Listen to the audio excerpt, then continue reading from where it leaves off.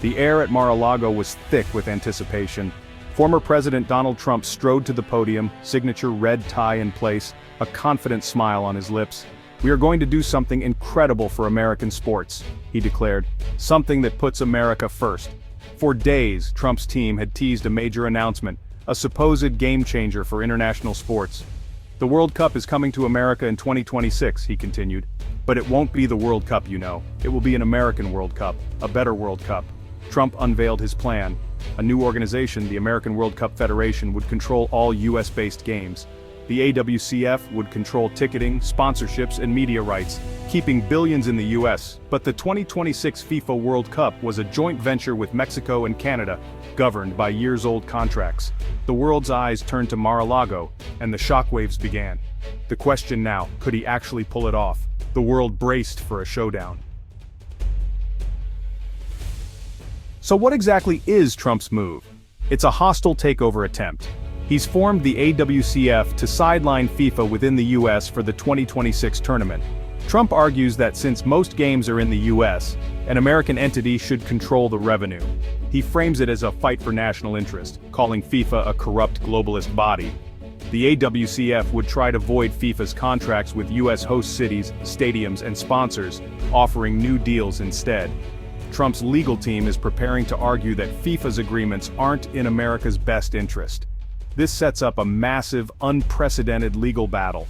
But the plan ignores a crucial reality. The World Cup is a FIFA event. Its teams, players, and global audience are all part of that ecosystem. You can't just take the event and run it yourself. National teams like Brazil, Germany, and Argentina are FIFA members. They wouldn't play in a rogue tournament. Trump's America First World Cup would lack the world's best players. It would be a hollow shell, missing the essence of what makes the World Cup special. The plan is bold, but it's built on shaky ground. The legal, diplomatic, and sporting obstacles are immense. Trump's gambit risks turning a global celebration into a fractured, diminished spectacle. The world is watching to see if he can force his vision, or if the backlash will crush it. The stakes couldn't be higher. The reaction was instant and overwhelming. Social media exploded. #FIFA Backlash trended worldwide. Fans were furious, fearing the World Cup dream was turning into a nightmare. Many worried that global stars would boycott US games. Political leaders from both parties condemned the move. Democrats called it reckless and embarrassing. Even many Republicans stayed silent. The White House quickly reaffirmed its commitment to FIFA and the existing agreements. The administration tried to calm international partners, but the damage was done. The world now saw a divided America, with a powerful figure sabotaging a major international agreement. FIFA's response was swift and uncompromising. From Zurich, they declared their contracts binding and vowed to use all legal means to protect the tournament. There would be no negotiation. This was a red line. FIFA was preparing for an unprecedented legal war. The future of the 2026 World Cup in America was suddenly in serious jeopardy. The stakes had never been higher for US soccer. The world's biggest sporting event was now a political battlefield. Fans, officials, and sponsors waited anxiously for what would come next. The countdown to chaos had begun. America's World Cup was on the brink. The economic fallout was immediate.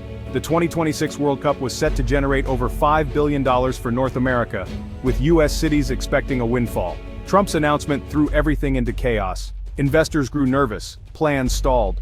Major sponsors like Coca-Cola and Visa faced a legal nightmare as AWCF threatened to void their FIFA contracts. Would sponsors have to pay twice? Would their ads even be seen? Media rights holders like Fox Sports and Telemundo, who paid billions for exclusive coverage, now face the prospect of a diminished tournament. If top teams and players boycotted, the value of those rights would plummet. Host cities, having invested heavily in infrastructure, now faced the risk of massive losses. The potential economic damage ran into the billions. The uncertainty alone was enough to rattle markets and local governments. The World Cup, once a guaranteed boon, was now a financial minefield. America's cities and businesses braced for impact. The business community reacted with alarm. CEOs of major sponsors publicly rejected Trump's plan, emphasizing the importance of honoring global agreements. The American Hotel and Lodging Association warned that tens of thousands of jobs were at risk. Airline executives feared a summer of cancellations and empty planes. Tech and Wall Street leaders warned that tearing up international contracts would damage America's reputation as a reliable business partner. Even commissioners of the NFL, NBA, and MLB issued a rare joint statement. They stressed the importance of respecting international sports structures and agreements. The message was clear. Trump's move threatened the integrity of sport and America's standing in the global business community. The backlash from business was swift, unified, and unequivocal. The cost of chaos was becoming clear. America's business leaders wanted no part of this fight.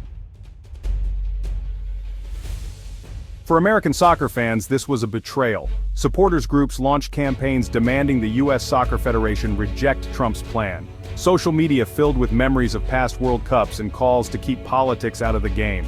The backlash was emotional and intense. Globally, fans reacted with ridicule and anger. Headlines in England mocked the Yankee football war. In Brazil, fans worried their team would be forced to play elsewhere. The global fan community saw this as an arrogant attempt to hijack their sport. They flooded FIFA's pages with support, urging the body not to back down. Players joined in, posting the FIFA logo and #1 World Cup. A retired U.S. soccer legend reminded everyone, the World Cup belongs to the world. It's an honor to host, not a right to own. Fan and player opposition isolated Trump and his supporters. This was not a patriotic movement, it was a deeply unpopular fringe idea. The organized backlash made it harder for any official to side with the AWCF. The world's passion for soccer had become a powerful force against Trump's plan. The message was clear, the World Cup is bigger than politics. America risked losing the world's trust and its tournament. In this high-stakes gamble, the list of losers is long. U.S. host cities could lose billions and their international reputation. American soccer fans face a shattered dream. Sponsors and broadcasters risk financial chaos. The U.S. Soccer Federation is caught between Trump and FIFA, its credibility on the line. The United States as a whole could suffer a major diplomatic embarrassment. Future bids for global events like the Olympics could be jeopardized. The only clear winner? Donald Trump, who dominates headlines and fires up his base. He turns chaos into a campaign issue, raising money and rallying supporters. His lawyers and consultants stand to profit from the legal battles. Maybe, if the U.S. tournament collapses, Mexico and Canada could benefit by hosting more games.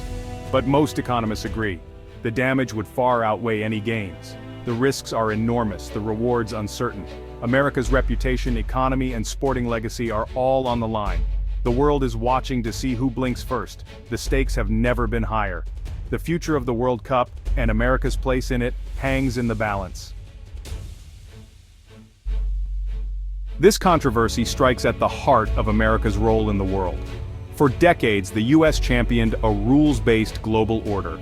Trump's World Cup move is a direct attack on that order, suggesting international agreements are disposable. The World Cup is more than a game, it's a symbol of global cooperation. An attempt to nationalize it is seen as an attack on that spirit. The outcome could set a precedent for other international events. The battle is also about the future of sports governance. If a host country can challenge FIFA's authority, what stops others from doing the same? The result could be a more chaotic, politicized global sports landscape. Ultimately, this is a clash of worldviews, global partnership versus national exploitation. How America resolves this will define its approach to the world for years to come. The world is watching and the stakes are global.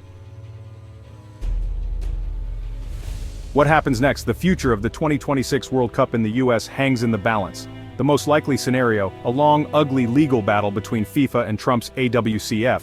Preparations stall, sponsors and fans are left in limbo, and the uncertainty causes immense damage.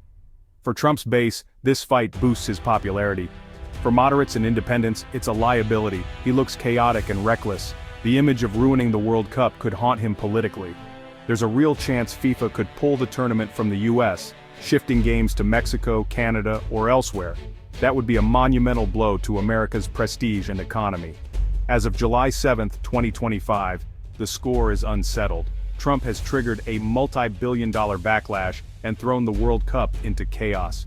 The world is watching to see if global sport can withstand this political assault. The fate of the Cup, America's reputation, and billions of dollars are on the line. The game isn't being played on a soccer field, it's in courtrooms and the court of public opinion. The outcome will echo for generations. The world holds its breath.